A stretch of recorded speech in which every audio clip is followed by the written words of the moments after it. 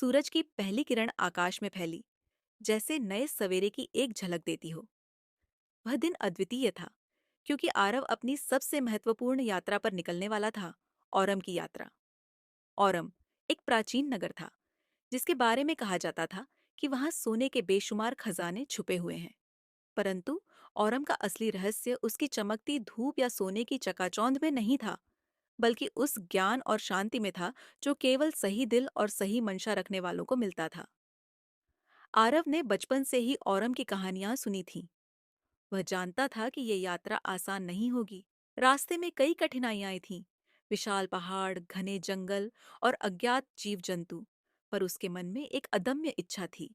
उसकी नजरों में सिर्फ एक ही लक्ष्य था, औरम का रहस्य समझना।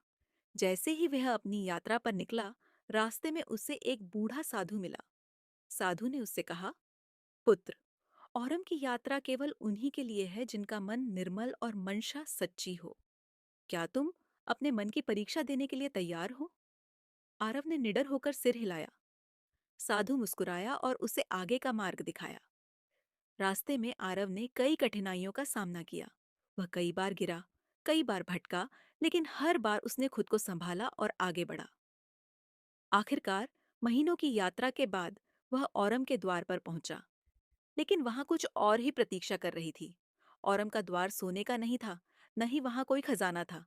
वहां बस एक शांत तालाब था, जिसमें आसमान का प्रतिबिंब दिख रहा था।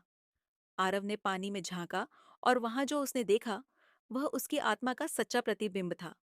उस पल उसे समझ आया कि असली औरम बाहरी दुनिया में नहीं, बल्कि उसके भीतर ही था। शांति, संतोष और ज्ञान। और यही था उसका सबसे बड़ा खजाना। आरव मुस्कुराया, क्योंकि उसने वो पा लिया था जिसके लिए वह निकला था। एक नया सवेरा, आत्मज्ञान का सवेरा।